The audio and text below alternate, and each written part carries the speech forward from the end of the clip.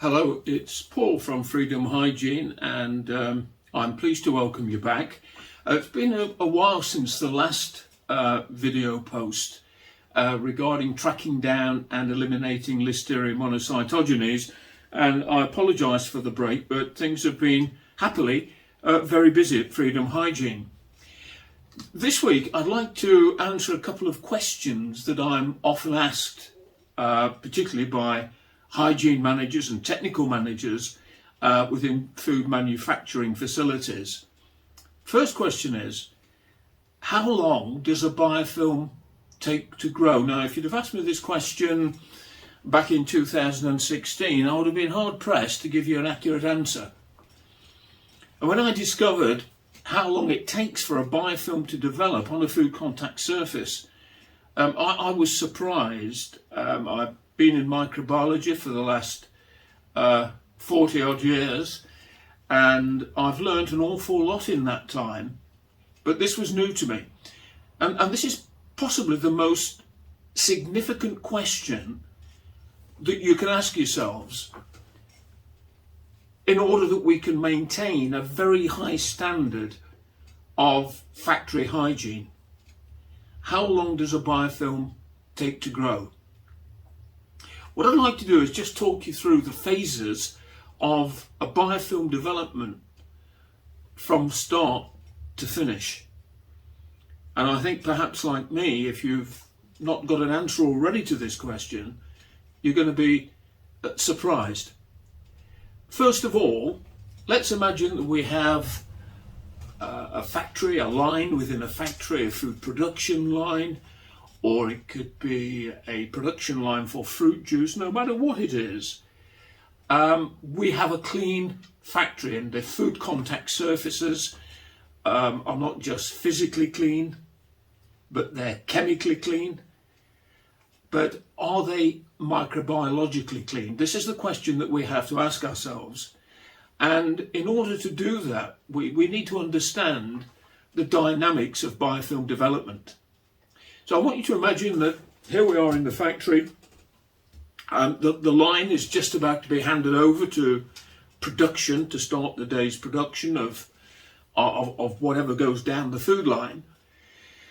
And during that time, bacteria will be floating around in the atmosphere, carried by Brownian movement, by convection currents, or they could be carried in and on people, which are then transferred onto food contact surfaces. But even at this point, there is intelligence in the situation, and we need to understand that. The planktonic bacteria, now remember in past videos, we've said that probably 98% of bacteria within a food manufacturing site are going to be in a biofilm state, in other words, in a sessile state.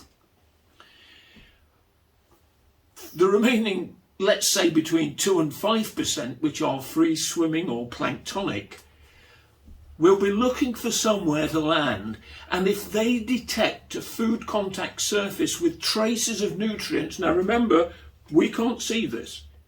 This food contact surface looks physically clean. It may even look bright and shiny, but if there are any minute traces which are not perceived by the human eye, the bacteria can kind of home in on those sources of nutrients. And if then they decide that this is a good location to start replication, then within minutes they will start to colonise and produce what we call EPS, which stands for extracellular polymeric substance. I think we'll call it biofilm, it's a lot easier on the tongue. And you may remember from the last post that we said that a biofilm is composed of 3 really common or garden components. We've got lipids, we've got proteins, and we've got carbohydrates, which by themselves are not difficult to remove from a food contact surface, but when we put them together it forms this biological superglue. And so within minutes, if those bacteria decide that there is sufficient food resource on that surface, they will stay there, and to ensure that they're not going to be washed off, they will start to form this biofilm. So the early settlers, or the pioneers of this biofilm, start to produce this biological superglue, and it cements them to the surface.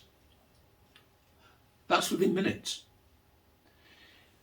Within hours, we start to get a three-dimensional intelligent consortium of a mixed species of microorganisms. What do we mean by that? What we mean by that is quite simply that within a short space of time, certainly within hours, there is, shall we say, form or design being showed in the development of the biofilm. It's not just mass production of a kind of a blob of jelly which has got no thinking capacity.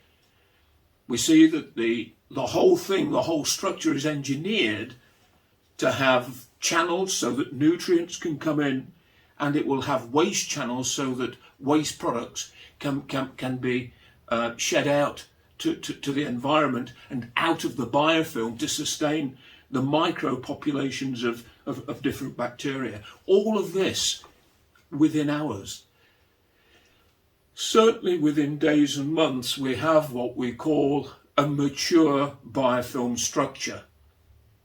It's even been recorded that in archaeological digs, biofilms have been found which are thousands of years old. Now, that's not going to bother us too much in the food factory. But what is going to bother us is this. So what we're saying is that biofilms can develop, can actually start to grow and develop into a threat to the quality of the food product faster than we can clean. So if we've handed over, if I'm the hygiene manager and the hygiene manager is just handed over the line to production and they start producing at 6 o'clock, what we're saying is that by lunchtime biofilms could have started to develop, particularly in niche areas within that line. And again, we mentioned in previous videos that those places are likely to be where it's exceedingly difficult to clean. This is where traces of nutrients may be left behind because we simply can't get into those very tight spaces. We can't get access with pads or brushes or even foam for long enough to disperse, to remove biofilms. So this is something that we need to take on board very seriously, so that within minutes, within hours, and before the next night hygiene clean, there is a good chance that somewhere along that line there are going to be biofilms developing, and depending on what the microorganisms are within that biofilm will either pose a threat to the product quality, to the shelf life, and we can even start to introduce foodborne pathogens. And certainly food spoilage organisms like Pseudomonas, which is probably the most commonest bacterium that we're going to find in any factory that's likely to be in a biofilm. So that's how long it takes to grow. And I think having known that, there are certain things, certain steps that we can take to ensure that we minimize the opportunity for biofilm development. One step that we should take is to consider integrating into our weekly cleaning program 1 or 2 enzyme cleans in place of the regular conventional chemical clean. And the other thing which I have a passion for too is the application of UVC technology, particularly for conveyors and for the disinfection of air, to improve the air quality in higher risk food areas, to sanitize conveyors continuously throughout a day shift, so that by the time we get to the night hygiene, that conveyor is still in an acceptable condition. It's still good to go in terms of producing good quality food. So I'd like now to raise another question, and again it is a very, very significant question, and it's a question that we need an answer to, and knowing the answer to this question can explain why we've had so many problems perhaps in the past, And I think that the answers to this question comes as a great relief to the factory hygiene manager. How do I know that I have a biofilm problem? See, biofilms are invisible, we can't see them, so they're not kind of patently obvious that they're within our plant.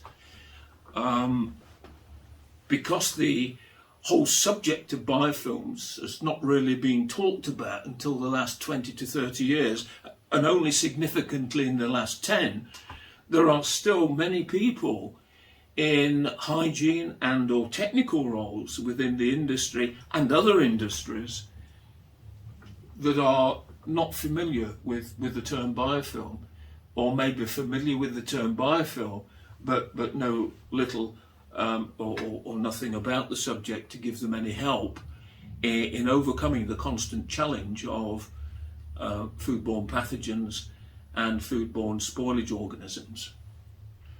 Right, there are a number of reasons, a number of facts I should say, to indicate that we've got a biofilm problem.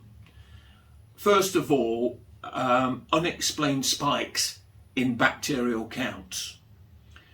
So we've suddenly got a spike in the TVCs, we've got entros creeping in. We may find that listeria is becoming is being cultivated on swabs, and this is despite the best practices, the best hygiene practices. In other words, the hygiene manager is well qualified and well experienced. He's motivating his team to do a really robust cleaning job, and the factory have the support of their detergent manufacturer, their supplier, who has given them and continues to give them the necessary technical training to make sure that the products are used in the most efficacious manner. Yet despite that, despite a very robust cleaning program where we can't find any real problems, we're still getting these spikes, we're still getting these unexplained spikes in bacterial counts. What's even more confusing is that we can't predict where these spikes are going to occur. So we say that they're non-uniform in time and space, non-uniform biofilm distribution in time and space. And that comes as no surprise, because when we get to the end of a biofilm's natural life cycle, when it gets to the dispersion phase, and remember that certain bacterial cells will sacrifice themselves to release enzymes, those enzymes then open the cap of the biofilm, and now bacteria, no longer in the sessile state but in the planktonic form, just are thrown out into the atmosphere. And where they land is going to depend upon a number of things. Which way is the wind blowing? And if it's blowing in that direction, is that going toward high risk or low risk? So we can't predict where these spikes, where these biofilm problems are going to emerge. And I've known many hygiene managers who have thought, well, perhaps if we increase the strength of the detergent, if we leave the foam on for 30 minutes instead of 20 minutes, if we increase the strength of the terminal disinfectant and leave it on for longer, maybe that will solve the problem. And to some extent, that's quite rational thinking. At least the hygiene manager is trying to do something about this. But as we've said in previous videos, traditional chemical detergents and traditional chemical disinfectants simply don't work on biofilms. And the last reason I want to give you, or the last fact that answers the question, how do I know I've got a biofilm problem, is that traditional sampling methods, traditional swabbing methods say everything is okay when everything is not okay. So there's no correlation between surface contamination and laboratory analysis. And I want to demonstrate this to you if I can.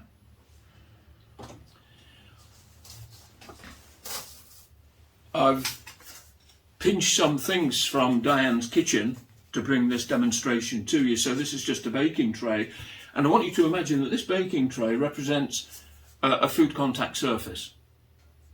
And what I'm going to do is I'm going to sprinkle onto this food contact surface some bacteria. Now, I'm not going to use bacteria because it wouldn't be a good idea. So I've got some basmati rice, and we sprinkle these. They look like bacilli, so you know this could be a bacillus. And what we've got there then is a contaminated surface. A contaminated surface. It looks physically clean. We can see the bacteria or the rice, which represent the bacteria on the tray. So then we come along with a swab, and I want this to represent the swab. And QA come over after we've cleaned the plant and disinfected it, and they rub the swab over the surface, and of course what happens is that the bacteria become attached to the swab. Then that is put into an ATP machine to tell us that that surface is not clean, or that is sent off for culture, and a day or two later we get the result back that the surface had a very high TVC, a high total viable count, and what's more, we got entros in there as well. So we've got a totally unacceptable situation. However, that's not reality. What reality is this.